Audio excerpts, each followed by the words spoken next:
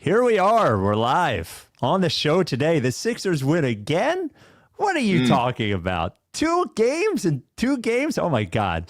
Somehow behind great games from Quentin Grimes and, you guessed it, Andre Drummond, just like everybody figured. And the FBI arrests Terry Rozier and Chauncey Billups in a big sports betting and poker bust. We here on the show have been using X-ray glasses and tables the entire time we've been doing it. You just never know. The Rights to Ricky Sanchez podcast is presented by DraftKings Sportsbook. Sign up for DraftKings Sportsbook using promo code RTRS. And Anthony Degli Obizzi, the official financial planner of the Ricky. Text the word Ricky to 484-471-4873 to set up a consultation. MortgageCS, become a MortgageCS Ricky VIP at mortgageks.com/Ricky. Body Bio, get 20% off any Body Bio order with promo code August at bodybio.com. And Surfside Iced Tea and Vodka, the official canned cocktail of the Ricky. Two quick things. First of all, you can win from our friends at Shibe Sports, just for Ricky listeners, you can win a throwback Iverson jersey right now. You have until Friday to enter. And when you enter, you're also going to get 20% off their Sixers stuff. So go to shibesports.com/Ricky to enter. They're just doing it because the Sixers are good this year. It's unbelievable. Again, go to shibesports.com/Ricky to order. We're going to New Orleans in February with Fly the Process. We would love for you to come with us. I actually did a retrospective on all the Fly the Processes on the website this week, and it is an amazing collection of locations and weird memories. I'm sure we'll have plenty on this as well. New Orleans is a great spot. We're going February 20th to 23rd. When you go with Fans of Philly, everything is covered. Your flights, your flight transfers, the tickets, the hotel, the pregame party, all that stuff, the t-shirt. We're going to have a great time. And if you go to rightstoRickySanchez.com/fly to reserve your spot, $150 to reserve your spot, and then you can just pay it off over time. And if you need a custom package, like if you're coming from somewhere other than Philly or you're already in New Orleans, email joe@fansofphilly.com. And hopefully we have something really cool to announce with Fly the Process very, very soon. So that is rightstoRickySanchez.com/fly. Surfside Iced Tea and Vodka. Man, I'm going to a wedding today. I sure hope they have Surfsides there. You know, have a couple of Surfsides. Is it a Sunday afternoon wedding during the football season? It is. Is it black tie? It is. Am I going to kill my high school classmate for doing so during Eagle season? I am. But Surfside would be good if it's there. I really don't even care which version they have, whether they just have the regular iced tea and vodka, maybe a lemonade and vodka. They all have 2 grams of sugar. They all have 100 calories. None of them have bubbles because it's iced tea and lemonade. Shouldn't have bubbles. Get it wherever you get your canned cocktails or go to drinksurfside.com. Got to be 21. Please enjoy it responsibly. Without any further ado, Amos and the chef.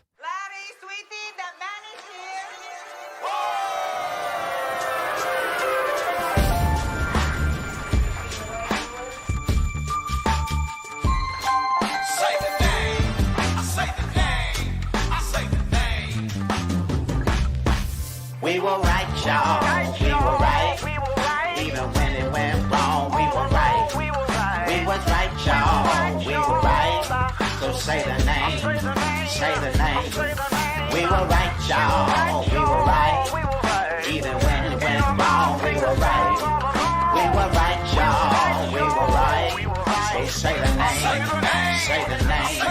Say the name.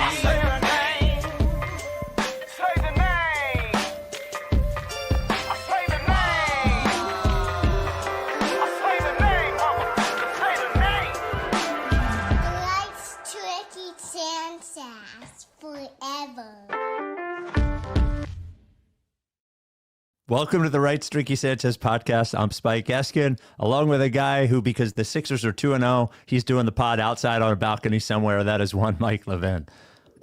Here we are. What a celebration. That's nice. No, I'm out of town at a wedding. Had a friend's wedding last night. Had a good time, and then this is one. I think maybe the first one of very few podcasts either of us have done outside. We did one together in LA one time outside, but I'm struggling to remember anymore. So there could be some interruptions, some weirdness, but it's early on the West Coast. Spike, it's also my birthday today. Oh shit! Get excited! And my motorcycles are here right now. I didn't even know it was your birthday. Happy birthday! 36, right? You muted yourself because somebody's yelling. Yeah, too loud, too loud. Muting myself. I'm giving thumbs up. Well, apparently it's really loud over there. So Mike is muting himself. He is 36 years old. Happy birthday, Mike. When we started this podcast, he was Sixers Adams' age. He was 9 years old when we started. So that shows how long we've been doing the pod. So happy birthday, Mike. Happy wedding. Thank you, buddy. Whoever got married. So there we go. There we go. Let's talk about it. Let's talk about a Sixers win. 2-0. Sixers beat the Hornets. Did you know that it's the 11th straight win against the Hornets? Did you know that they were 4-0 against the Hornets last year and 20-58 against everybody else? Do you know what's most surprising about that? That they only played the Hornets 4 times last year. Yeah. And that it feels like they play every other game. Well, and a good other did you know that the Sixers only won 2 games of their first 14 last year? So we are way ahead of pace this year. I remember this. It was an interesting game in that the Sixers came out hot as shit, and then everything offensively, and I actually think the worst part was defensively, sort of grinded to a halt, but they figured out a way. I don't know who you want to talk about first. It was a nice to see Embiid look a little more normal. I thought there was one particular. Let's talk about Joel. You want to talk about Joel first? Yeah. Yeah. So I thought like look, there are some things about Joel that I didn't think were great, right? Like he didn't look great defensively, I didn't think, and I think he only had 2 rebounds. But the good part was that offensively he looked normal. I thought he was moving really well. I also thought it was maybe I'm just blocking out my memory. It feels like he's setting more screens at the top of the key than he ever has, and he's setting them purpose, and there's a lot of movement there when he's in there around him, which historically everything's really been stagnant around Joel. He just stands there and tries to score or get double teamed, but it just seems like there's so much more movement than it was. So not a perfect Joel game, but 20 points in 20 minutes and looking more normal, I thought was a really good sign after the first game. Yeah, I mean, you talk about screen setting. I also had that in my notes. It's not a thrilling podcast concept to discuss, but he's excellent at it. And at least to my memory, because I don't offhand know where you find the stats for screen offensive fouls, but he never gets called for a moving screen. No, he never gets called for it. No, and that opens up so much stuff for the guards, whether it's Maxey or Grimes or eventually McCain. That between the legs pass into a screen for Maxey. They're in such a rhythm with that. It's really beautiful. It was awesome. But yeah, I agree. I mean, he looked way more fluid offensively. I think a lot of it is just the shots went in. Like, I don't think a few of those shots materially looked different on Wednesday in Boston, but he hits his first shot, hit a bunch of threes from the top of the key. And it was nice to see Joe get into his foul grifting moments a couple times, back to himself. Yep. I really liked he had one drive right on Kalkbrenner, and help came, and he just sort of elevated for a short jumper. I really like that play.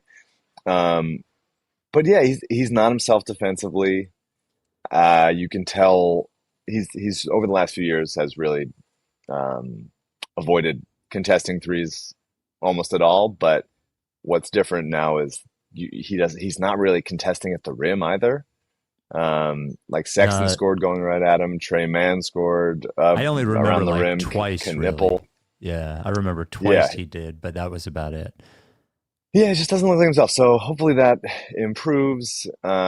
His timing seems a little bit off around there, but it was really nice to see him offensively look. I also liked a beautiful look to VJ in transition for the alley-oop layup. I thought he passed the ball really well. How many assists he finished with? 4 in 20 minutes. That's really good.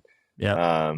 Yeah. I mean, he had that one awkward moment. I was watching it. I watched it early this morning, fully hungover from the wedding, and so I didn't know if Embiid had been. I didn't have a sense of timing on the minutes restriction or whatever. So I thought that he went down in the third quarter. After he kind of rolled up his knee a little bit when he fell down, and then there was a jump ball situation. He was holding his knee for a moment there. That was awkward, but the 20 minute restriction, they were sort of just being religious about that, which is great. Respect. I respect everybody doing that. Yeah, there's actually 2 clips from him from last night that I want to play. One is talking about the minutes restriction. I think a part of this got paraphrased, or the social media is really brutal with context. So a part about where he said, and I'll play the whole clip here. It was actually Sixers Adam that asked him about his like the timing of the 20 minutes and what he likes most. And what got clipped was the short ones feel like a waste. I'd rather just be home with my family. So of course everybody's like, I did like that. It's just Joel being dramatic, but I think that's a funny line. I'd rather just be home with my family than play in short bursts. It's such a funny. It's but like, all right, buddy. Like, here's the entire clip, which I think gives it a lot more context. And it was short stints to start each quarter. Tonight they were more aggressive with your minutes early. I think 15 of the 20 in the first half. Do you prefer having like one semi-normal half and then one stint versus shorter stints, or would you rather be playing as long as you can? Well, I'd rather not have many restrictions, but I'd rather get it out of the way. The longer I sit, the shorter stints, you don't get in the rhythm. You play 2-3 minutes and you got to get out. That's like 2 or 3 up and down. That's literally nothing. I might as well just stay home and, be with my family. Longer stints, you're actually able to let the game come to you. But then again, longer stints also means you might be done by halftime. But I can't sit for too long. Being in shape is one thing, but being in basketball shape is another thing. You need to play, and you need to play a lot.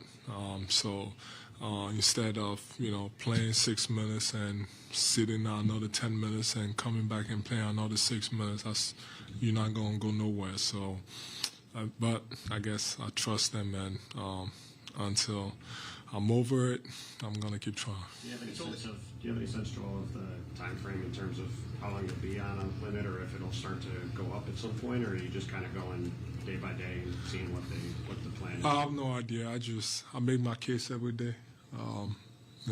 If they listen to me, good. If they don't, I guess that's on them. So there we go. So I think it informs the difference between what they did in the first game and the second game, where they did 5-5, 5-5 in the first game, and this one it was just longer. I think the stints were like 7 or 8 minutes in the first and second quarter, and then he had 4 or 5 in the third, and then he was done. But I understand that point. Like he said it as Joel, but I understand the point where if you're playing 4 or 5 minutes, like it's 2 or 3 times up the court, it doesn't really feel like you're playing basketball. Yeah, on the one hand, Embiid being very dramatic and saying you just may as well not show up. I may as well jump off a fucking building if you make me play 5 minute stints. All right, buddy, just relax. It's okay. It's all good. You're just a dramatic guy, which I enjoy. But on the other hand, like, yes, absolutely. It's, as far as getting into a rhythm goes, I'm always very impressed by any like bench shooter especially, that can come in and be like, all right, I haven't played in 19 minutes. I come in, I know I have a 3-minute stint waiting for me, and I have to like shoot off the catch if it comes. And that's hard to do. And so that's not Joel. So I get why he'd want to be in more of a rhythm. I think that makes total sense. And, I didn't love I just make my plan. I make my case for them, and then if they listen to me, whatever. But it's like, buddy, like, didn't you do the whole thing this off season about like they should stop me from playing? Like, you can't be like that on both sides. But that's just and we got to, we got to accept it. The important thing was he played 20 minutes in each game, which was obviously the plan. So whatever he said or didn't say.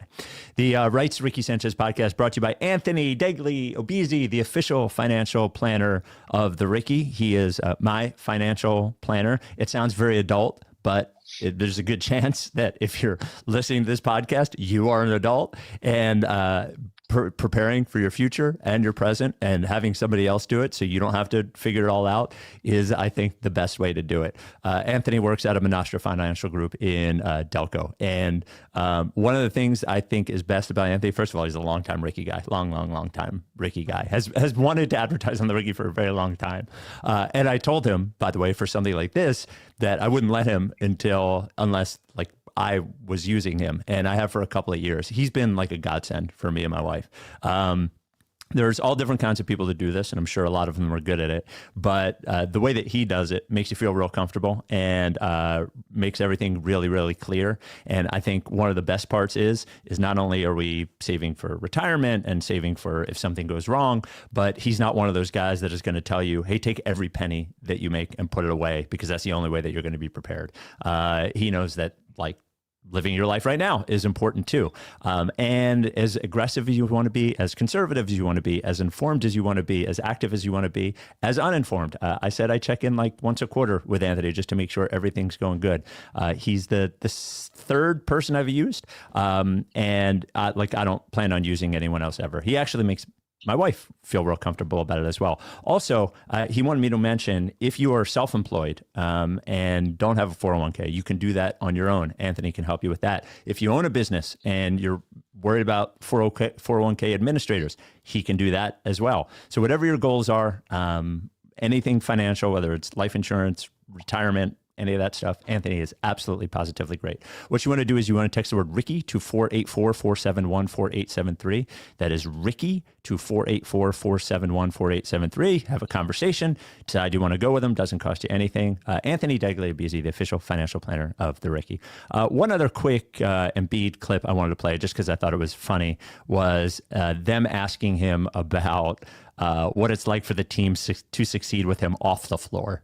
Which is like the first time in history, which let me get this right. Actually, I don't need to do that. Sorry, no CJ here. There we go. Not just under, but what's the general feeling, it's only 2 games, but the team is playing better when you're not playing, which was a big problem last year, obviously.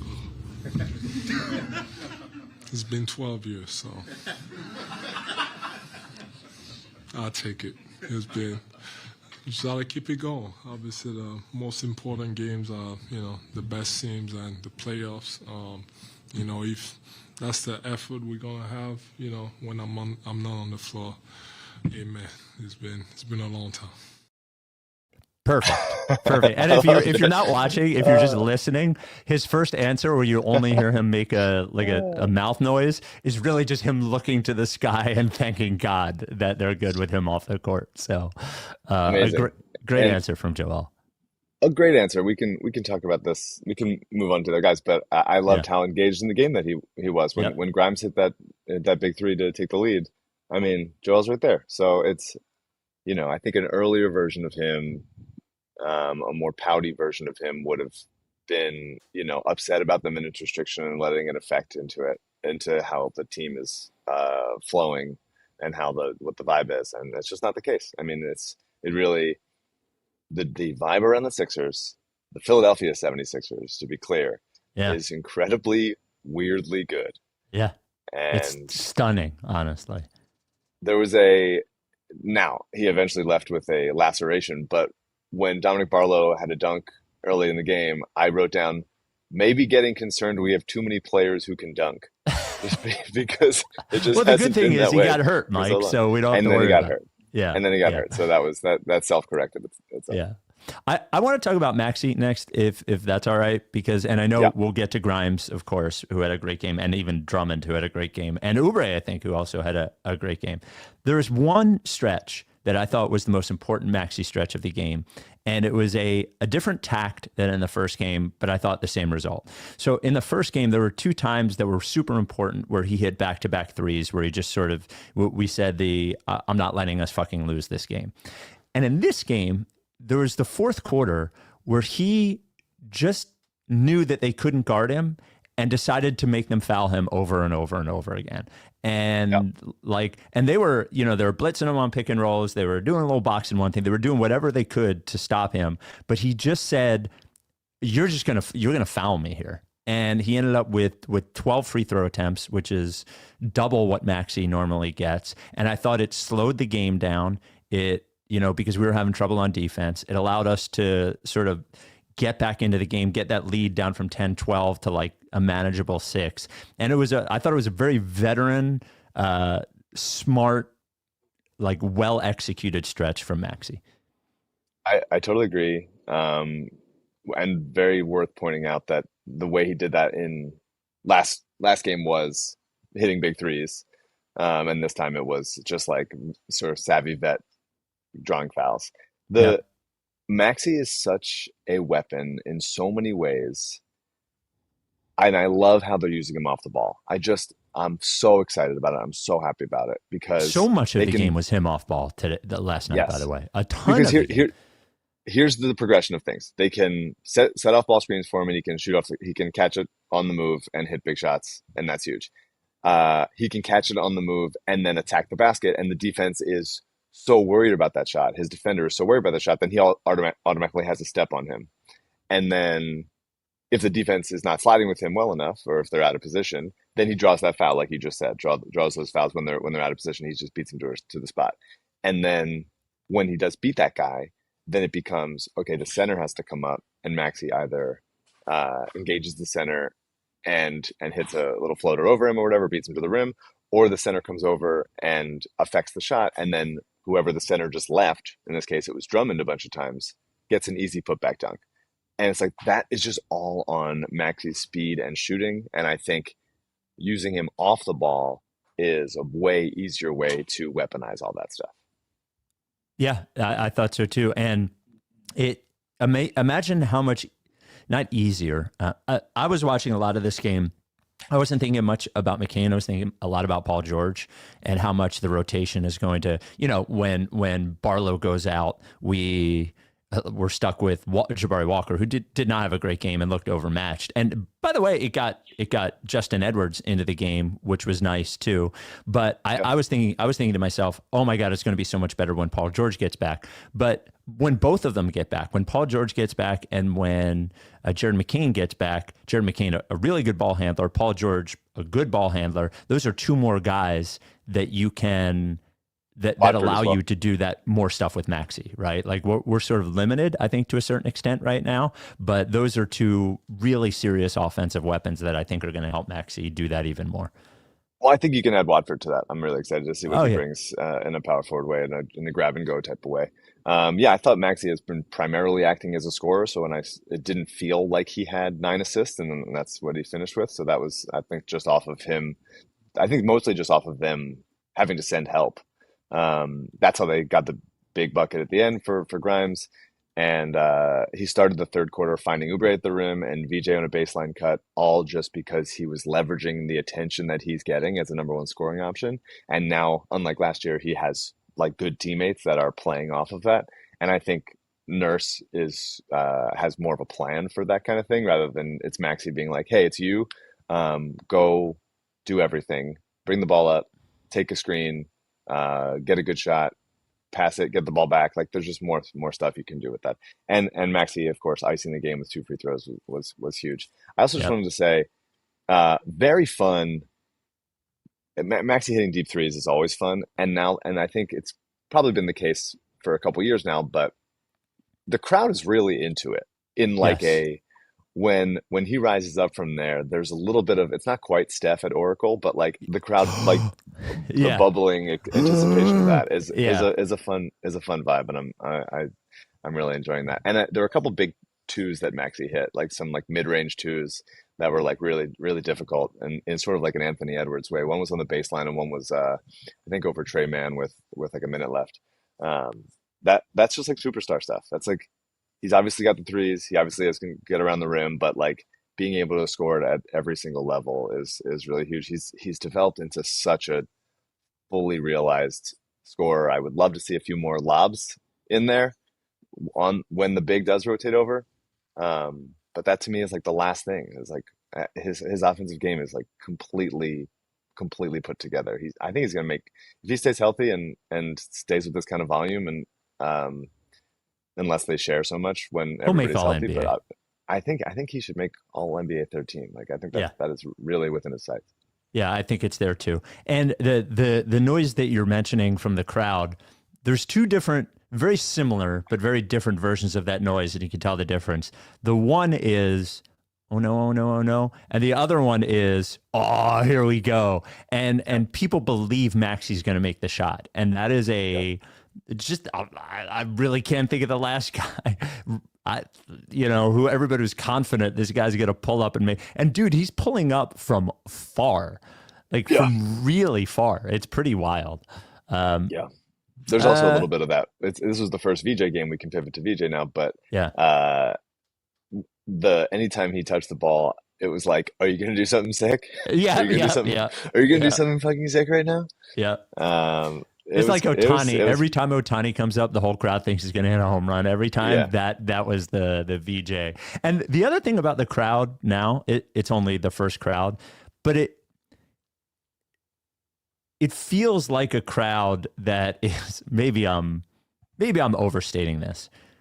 It feels like a crowd that is there to see the young guys and isn't necessarily thinking about, oh no, is this team going to win a championship or not? It just feels like a young crowd to me. I don't know, and maybe I'm projecting a little bit, but that was I feel that as well. I felt Okay. like when Joel was doing stuff, it was like, oh, cool, nice. It wasn't the like euphoric Joel like when he's MVP level or earlier in his career when it was like, oh my God, how is this real? Everything with Joel is a little bit like, all right, we'll see. Yeah, nice. Good that you hit that, but we'll see how long it lasts. And whereas like everything VJ does was like our precious little baby boy. Yes. I loved how he was playing the passing lanes. He high pointed a block at the rim. His bounce is always so startling on those like rebounds and blocks. That's where you see it the most. It was just another like really complete game. Obviously he didn't shoot as many threes, but I think that's because he took 13 in Boston and Charlotte was like, well, we can't just let him take those. We will cover him differently. And he let the game come to him. Nice floater in the lane, good touch and a really tough shot. He had another full speed floater in transition. He had a big finish around Kalkbrenner to cut the lead to 1 late in the fourth. That's like incredible poise and composure for a rookie in his first home game ever. I thought he passed really well again, a beautiful outlet pass. Yeah, he had a ton of poise in the pick and roll. He found Embiid rolling for an N1. He finishes with 8 assists and 2 turnovers. Like, I mean, he's going to the rim in transition. He's always good for like a back cut or two. Like he did miss one scoop layup by a few yards, which was wild. But I mean that'll happen sometimes. He's unbelievable. Played 40 minutes, 15, 8, and 6, playing both ends, like bringing the ball up, handling a lot more than he did in college. It's great. It's really great. Well, the thing that I thought was particularly great was it was a lot closer to what I expected normal VJ game to be like than the first game. And, you know, when everything's not just going in and every time he goes to the rim, it's not bouncing in. It was a little more normal, but I thought it was just as impressive, you know, and he doesn't, boy, this sounds like Homer shit, but he just does not look like a rookie out there most times. He's pretty calm and he makes the right play a lot. And was he a great pick, man. I mean, like I know there's going to be a lot of good players in this draft, but it feels like Knipple looked good as well. Knipple did look really good. But I just really think VJ's going to be, he's an excellent pick. He's going to be an excellent Sixer for a really long time. I'm super excited about it. He really has the benefit. I think it is, I'm going to keep coming back to this of like floor and ceiling are both very, very good. And the fact that he can slip in right away and be, a role player, but already more than a role player, as he's improved his handle and his shot. But there's like, you can play him at ends of games. It doesn't have to be like, all right, well, like, we should get Ace Bailey some touches. So let's just like, for a stretch of offense, we're just going to like do some Ace Bailey stuff. So he feels like he's included and because we're invested in his long-term success. Like Edgecombe was just playing within the flow of the game and he can play fourth quarter minutes, and hit and make big shots and have big plays because he's just letting the game come to him and playing very balanced, focused, smart, like simple basketball. It's unbelievable to see how good he is this early. The Rice Ricky Sanchez podcast brought to you by MortgageCS. Well, you know what, Mike? You're this good this early. I was just thinking about that. It's amazing that you're this good this early. This early in my life or in the day? In the day. No. You're not that early in your life anymore. You're smack dab in the middle. But yeah, No, I'm not. MortgageCS. Oh boy, if you need a mortgage broker, MortgageCS, you simply cannot use anybody else. Right off the top, I'm going to tell you, if you want to talk to them, you can go to mortgagecs.com/Ricky or call or text Ben, their CEO, at any time. seriously at any time. 267-391-7425. And you can learn what the difference is between Mortgage CS and every other mortgage broker you're ever going to deal with.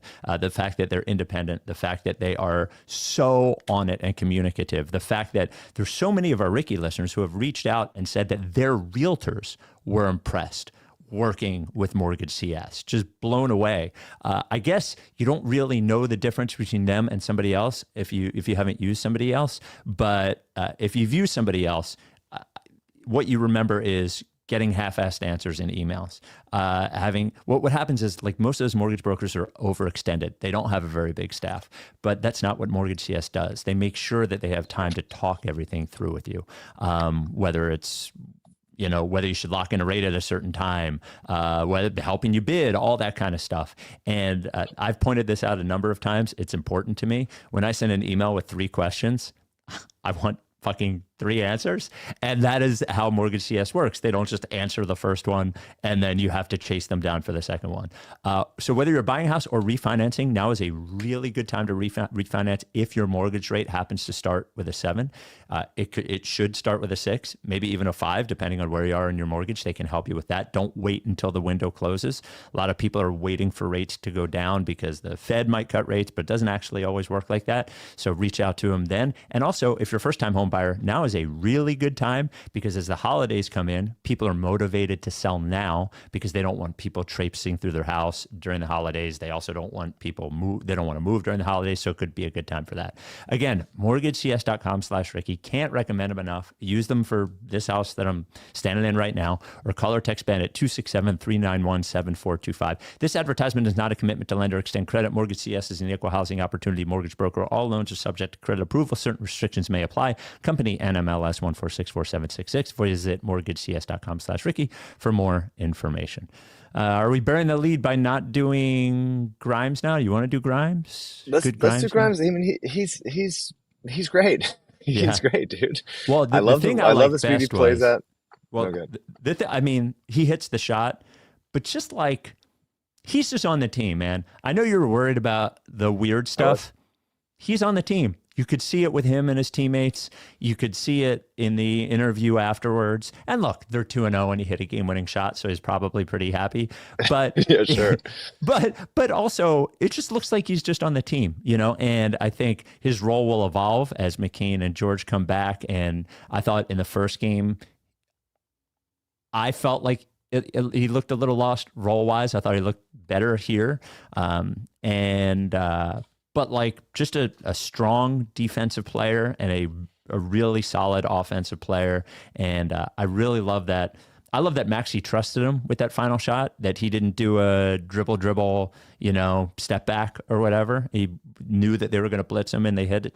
I don't know. It was a really, really solid Grimes game. Really solid. Yeah. I mean, the last play, it's Drummond came up to screen for Maxey, and Maxey and Grimes were both like, get the fuck out of here. And so I think both of them were planning on, okay, we're gonna give this switch.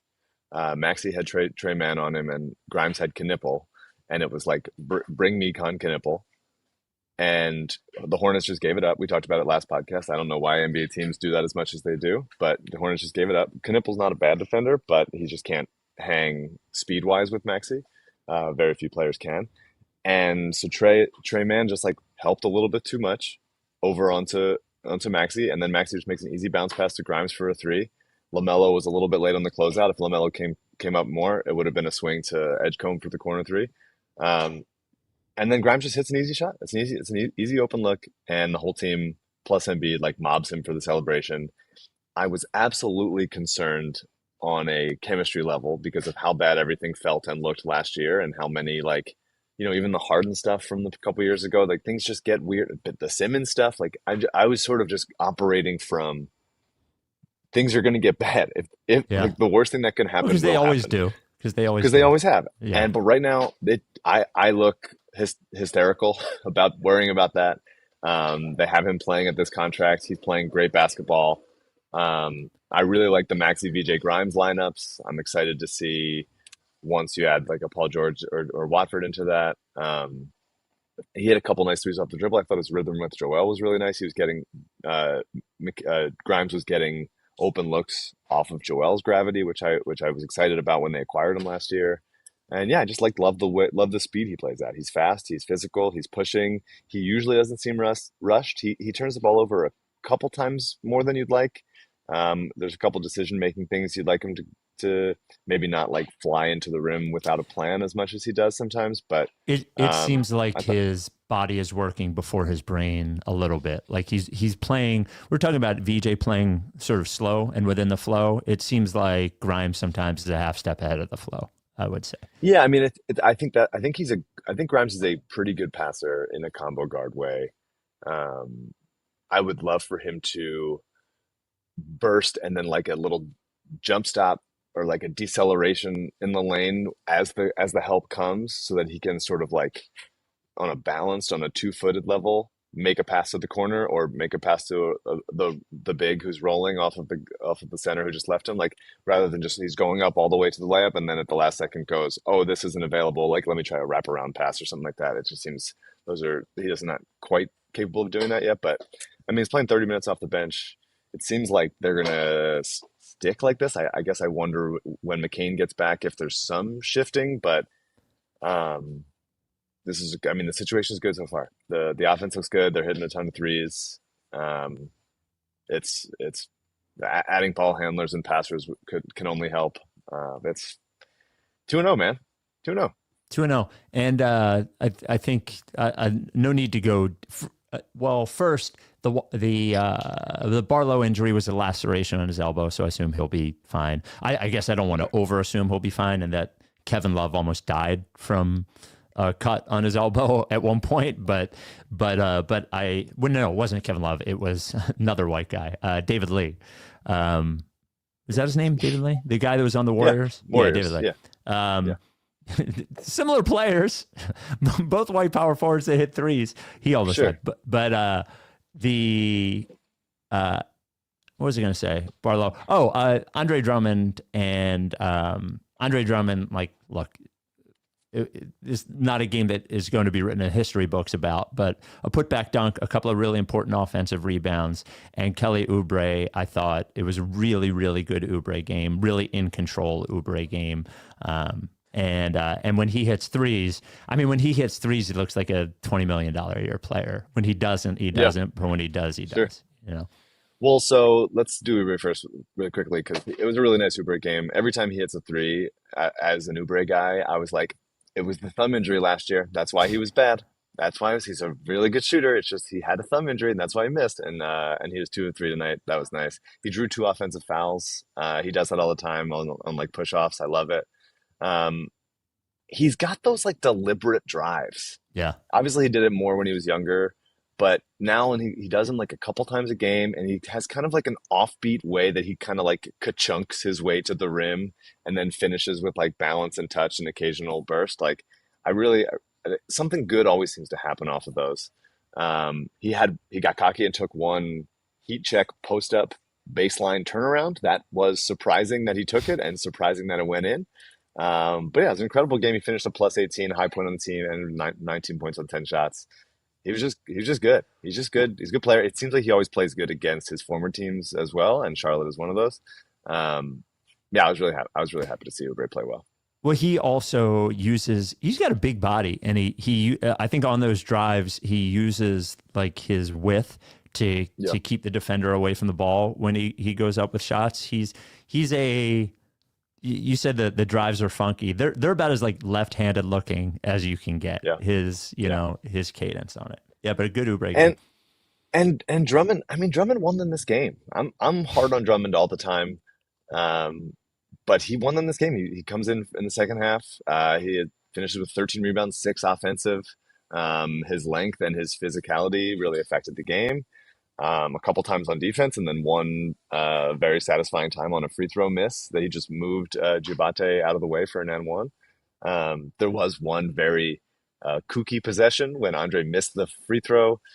VJ got the rebound, missed his putback. Andre got that rebound, missed a tip dunk, got that rebound, and then airballed a 3-foot hook shot, which was, sort of a classic Drummond situation. But he even had a nice outlet pass to Oubre. I really like that's like how a point of emphasis that the team has across the board. And Drummond was just better than Bona. He was just better tonight. Bona hasn't been good in 2 games. He'll rise up for a block from time to time, but it seems like he's just trying to do a little bit too much. He's a little when everybody else is athletic, the way Bone is athletic. Yes. He Yeah. looks a little bit like it doesn't stand out as much, and he looks No, a he little just bit looks scattered, maybe. small and limited skill wise is how he looks Yeah. sometimes in a full NBA game. Yeah. Yeah. For a center. Yeah. Yeah, but I also I want to give Nick Nurse credit for sort of rotating through these guys and going with like who has the hot hand, who's playing well. Drummond was the right card to play there. I mean, he loses Barlow, he puts in Jabari. I thought, I mean, Jabari missed those threes. I'm glad he took them. He took 3 threes and they looked okay, but they're leaving him wide open in the same way that they're leaving Barlow wide open. Jabari did have 2 big blocks in this game after we talked last podcast about he simply could not get off the ground, so I want to give him credit for that. And then Nick Nurse pulling the Justin Edwards card once he lost Barlow, and Edwards felt like he hadn't hit a 3 since March. They looked smooth as And shit last night, man. They really did. He looked super comfortable shooting them, you know? Yeah. He Yeah. looked good. He hit those threes. I mean, he had a couple like weird plays, the double dribble and the travel and stuff. But once he hit that first 3, it felt like getting the monkey off his back, and then he hit a couple more, and it was good to see. Happy to see him. Those are big shots in the third and fourth quarter. Yeah, so the upcoming week for the Sixers now, they have the Magic on Monday night at home. Then they're at the Wizards on Tuesday. And then the first NBA Cup, group stage NBA Cup game is Cup time. Against the Celtics on Friday night, on Halloween night. So, you know, I assume, I wonder what they'll do with Embiid. He's, I think, quite obviously not going to play both of the back-to-back games. I would assume giving him the extra day because the next game's not until Friday. They hold him out against the Magic and then play him against the Wizards. That would be my guess. But I think we won't be on Jared McCain watch until I think for another 2 weeks. But I think we should be on Paul George watch at this point. They seemed like Pretty soon. was. Yeah, they seemed to say he was pretty close, and he was playing 5-on-5 in practices. But I think the rotation's just going to look, on one hand, the rotation's deeper than I thought it was going to be because Barlow can play. For sure, Barlow can play. On the other hand, it's going to get even deeper. I'm excited to see Watford. We haven't seen Watford at all, not one time. And I'm excited for Paul George to come back whenever. I feel like a moron saying when Paul George gets back or whatever, but I assume he'll be back soon as well. A couple days ago, officially bet the under on wins as a complete hedge, as the hedgiest thing in the world. Okay. I am so happy to pay $100 for the Sixers to hit their over. That is an absolute bet. I'm willing to hand that over, please, at any point. So if I lose, I will be very happy to lose that bet. Absolutely thrilled. I bet over 40. I think I mentioned this on before, but at DraftKings, of course, I bet over 45.5 wins. And then I bet them to win the Atlantic Division because I wasn't ballsy enough to bet them to win the East. Sure. And you can't bet them to win the second round. So winning the Atlantic Division was the only thing. I like that. I like that bet. I'm a division bettor in football. I've won a few of those. It's a sneaky, NFC West, right? bet that people. That's it. That's it. The Rights to Ricky Sanchez podcast brought to you by Body Bio. We love Body Bio, man. Love all of Body Bio's products. Well, I assume they're all good. I haven't tried all of them, but a good bunch of them. Love that Body Bio's local. Love that the Body Bio folks care so much about quality. And, they're competing against these giant companies, right? And one of the advantages of them being small, I would say 2 of the advantages of them being smaller. One, their quality control can be better. A lot of these other supplement companies, whether you're going into a supplement store or you're going to the drugstore, take a look at how long those things have been sitting on the shelf. Those things become oxidized, they go bad, whatever. Body Bio is not like that. Body Bio also tests every single batch of every single product to make sure it reaches their standards. If it doesn't, they don't send it out. I've talked to you about Elite. Elite is your hydration solution without sugars, without artificial colors, without artificial flavors. You don't have to drink sports drinks. It's just pure electrolytes. You put in your drink in the morning, put it in the evening, and it solved a huge cramping problem I was having. It's gone, but I think it's good just for general health. If you go to bodybio.com and use code August, that is code August, you get 20% off everything. Literally every product, 20% off whenever you want at bodybio.com. Butyrate, if you're going to take one gut supplement, Mike is a gut guy. Sodium butyrate. Big gut guy. Big gut guy. Sodium butyrate from BodyBio, great product. And the one we've talked about most recently is Remineralize. In short, used to get all the minerals you needed from your food and from your water, but because of filtering your water and over farming the soil, you don't get the same sort of minerals, and they're really important. So what does BodyBio do? They go to these dried salt beds in Utah. They get the minerals from there. They minimally process it, and you just put the little eyedropper in your drink. Maybe do it with your E-Light, and it puts the good minerals into your body that are getting filtered out or not getting to your body at all. Again, go to bodybio.com, use code August for 20% off your order. That is bodybio.com, promo code August. A big, huge NBA story. Great for the NBA that they have this great opening night and then a great second night. And then the headline is Chauncey Billups is robbing people blind in poker. And by the way, that Terry Rozier thing that you thought was done actually is not done. Also, who is the other guy? Damon Jones in there as well. And I think Jonte Porter was named. So I thought there's a lot of good writing out there. The Athletic has done a lot of good stuff on it. Of course, the Pablo stuff from months ago was very good on Pablo Torre Finds Out. I thought Nate Silver, who is a poker player and a gambler as well, on his, and Silver Bulletin is paywalled, but the article from yesterday was not, wrote a really, really good thing on it. The top line on this is they've been working on this, I guess, for 3 or 4 years. Chauncey Billups is accused of helping run rigged mafia-run poker games where people were using glasses and contacts and X-ray tables to rip people off. Also, though he is not specifically named, you can tell that it's him. He also was giving bettors information on who was going to sit and who wasn't going to sit. That is what he is alleged of doing. All of this is allegedly.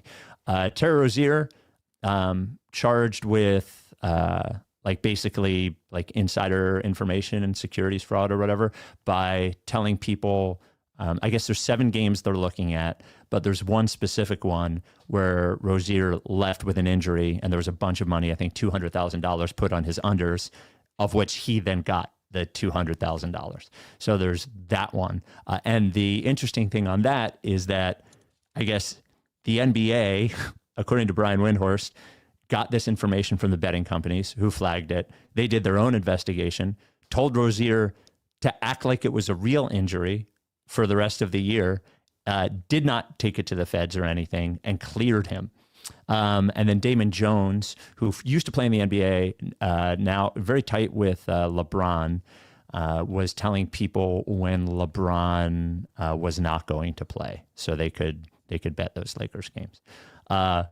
Just enormous, I guess.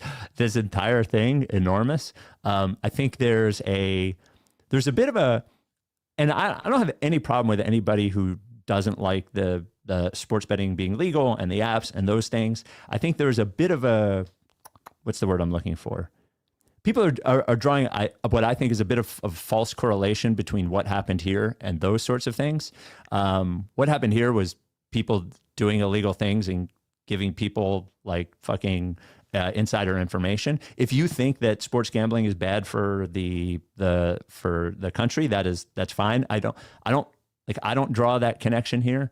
I think it does sort of bring to light, these are flagged by the sports betting companies. It does sort of bring to light, thinking back before it was legal, how many times this may have happened right under everybody's noses and we don't know about it. Now when you bet with one of the apps, you need a social security number and a driver's license and all those things that's traced back to a person. When these bets are happening, I don't know, at a window in Las Vegas or even different, like at a overseas sports book or with an illegal bookie. They never. So you just look back at the history of all sports and you start to watch. And I think people have started doing this. They start like wondering about everything. That's the worst part about something like this happening, is that you start worrying about the legitimacy of everything that you watch. We had I don't know if you watched there was the whole Lamar Jackson thing that happened this week. Now, I don't think it has anything to do with betting, but they said he was a full participant in practice on Thursday. So the line went a certain way. People bet a bunch of money. And then on Friday, people find out he was only a limited participant and he wasn't going to play. And it makes people wonder what the fuck is going on, which is like the absolute positive worst part of this is if you don't think sports are real, there's no sports anymore. So I'm sorry, that's a lot. But it's worth, like, I think we could do 25 different podcasts on this. So Totally. I mean, I think you're probably right about the correlation being a little false. I think it just sort of feels a little grimy how interconnected it all is.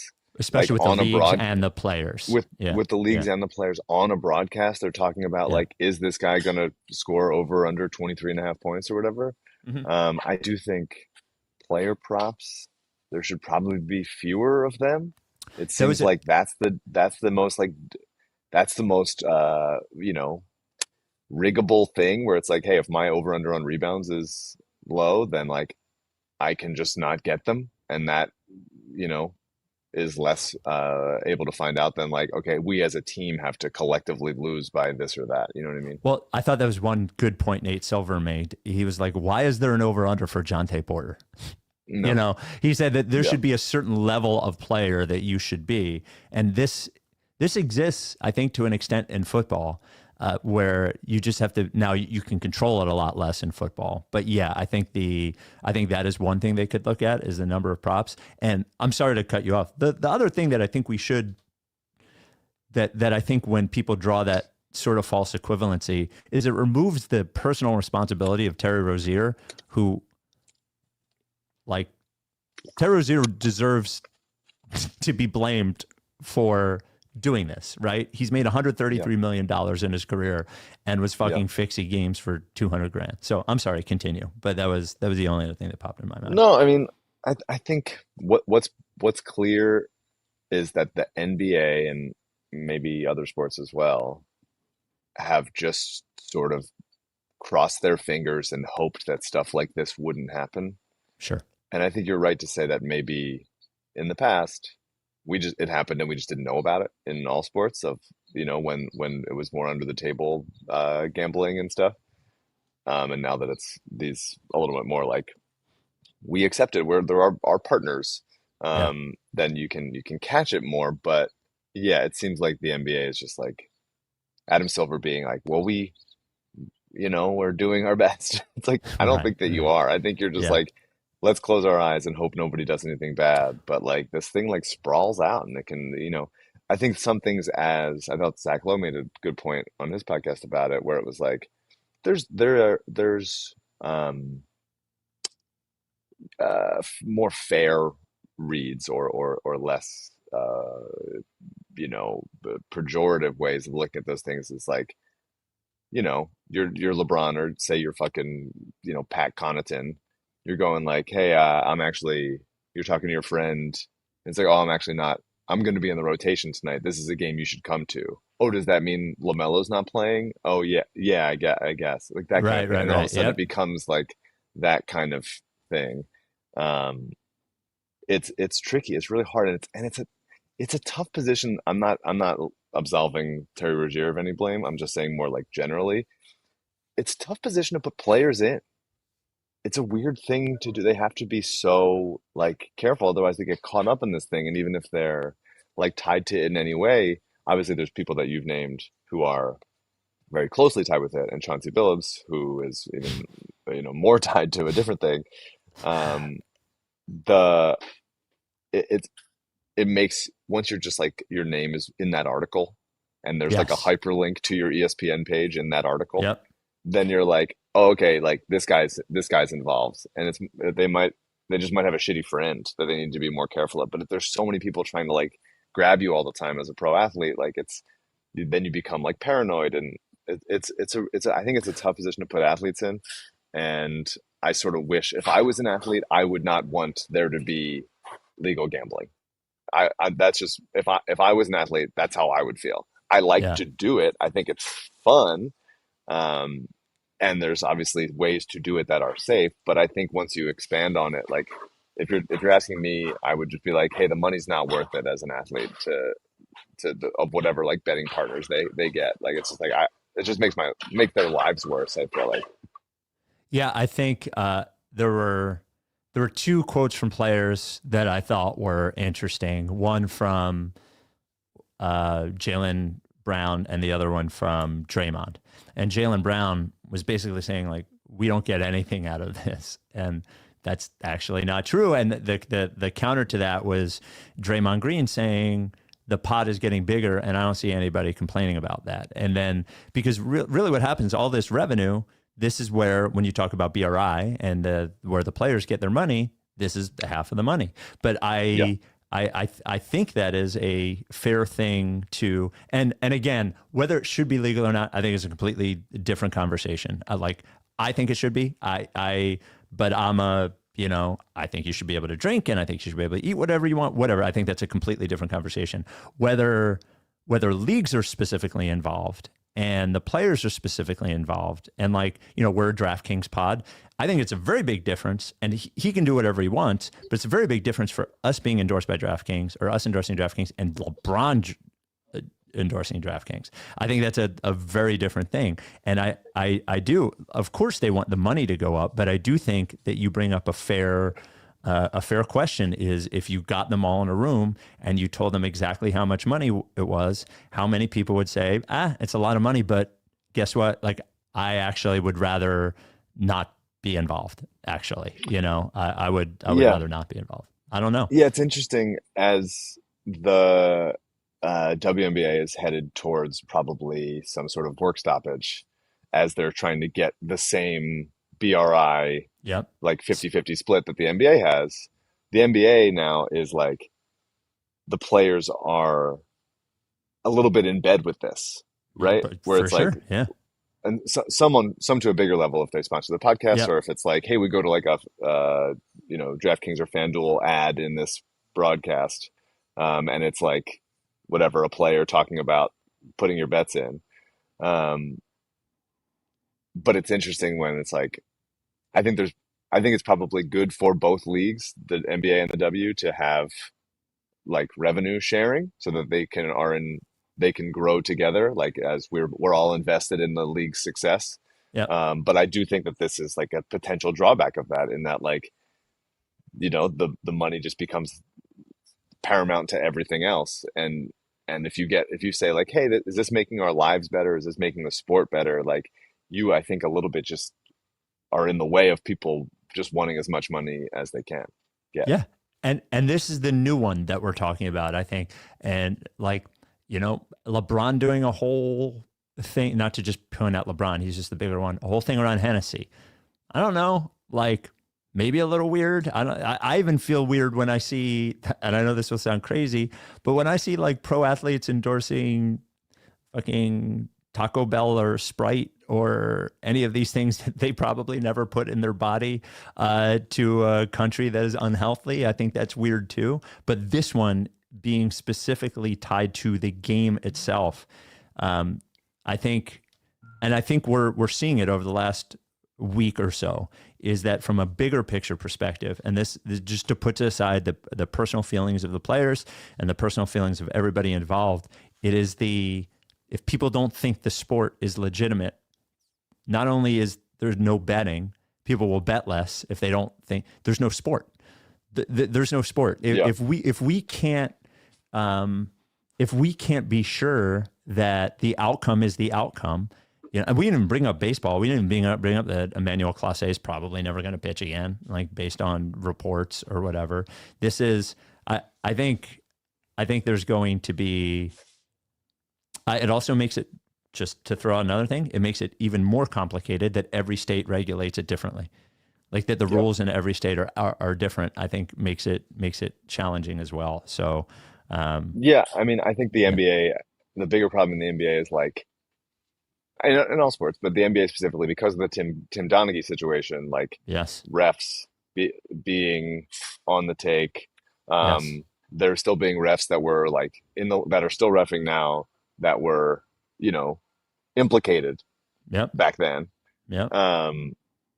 It's for whatever reason, this follows basketball more than it follows other sports. Yep. The idea that that it is rigged and that either the refs or the players are tanking got included in this, obviously, like which all eyes go back to 2014 Yep. because in some ways we will never escape that. Yeah, it's interesting. I think I understand your point about the like Taco Bell and Sprite thing, but I think to me the gambling stuff is so much more heightened and so Yes. much more Yes. on players who knows what they eat or drink or what they ate or drank when they were kids, and they still go like, oh, I have a Sprite sponsorship, that's cool, I love Sprite, I loved it when I was a kid, I don't have it now, whatever, versus like I'm contributing, I'm putting my face and voice to a thing that I do on the court, and Yes. that it could then Yes. bite me. It makes it so it feels really, really messy, and I don't know how you stop the like big snowball that's like Well, we're because so now the far money, past it everybody has to go backwards because the money on is the money. Yeah. But yeah, I don't think it's good for this. I don't think that it being that big is good for the sport. Within the Yes. sport, yes, Within I the would sport. I would agree. It's challenging to say otherwise. I think I was actually comparing things that I shouldn't have. I think when I think about those other things I was talking about, I think more about the public's ability to do so when I think about alcohol. But the players being involved, it's clearly different given the fact that the games are involved. All right, you went to a wedding last night. Oh, go ahead. I'm sorry. And then I don't think Chauncey Billups will ever coach again. I think No, he's done. yeah. It was him wearing a clutch hoodie after he left being arraigned was hilarious. I thought was very funny. It'll be interesting to see where these things go. He denied it. His lawyer denied it pretty hard. I don't know, man. It seems like they probably have a lot of information, if they're charging you with it at this point, Maybe I don't know. I'd be interested to see how it unfolds. Yeah. I think that there's versions of it like the case could stall out or or not be provable or whatever, but it still might be enough to like keep guys him like out Terry Rozier and Chauncey Billups out of the league forever. Yeah, I think what's his name made a good point, and I think about this with like AI regulation too, that Nate Silver made. He's like, there's a good chance the FBI doesn't understand sports betting that well. And that's not to say that these guys aren't guilty, but it is to say that when you're drawing a case like this, they may have plenty of evidence, but they don't understand the topic matter enough to understand whether they have these guys dead to rights or not. All right. Well, crazy that the mafia is still kicking around. Yeah. Good for them. Good for them, man. Good for the mafia. mafia. Imagine all the times have changed so much, technology, but they're still like, hey, we're still around. We still do these things. Yeah. We're still in the mix. Don't forget. Yeah. We're still out there. We got a cheesesteak place in Philly now too. So, all right. Happy birthday, Mike. And congratulations to the people who got married. Congratulations to my old friend Smoke for getting married in 3 hours or so. We will talk to you later this week. Maybe the Sixers will win again. Who knows? Maybe even twice. You never know. Are you down with TTP? Yeah, Lake face.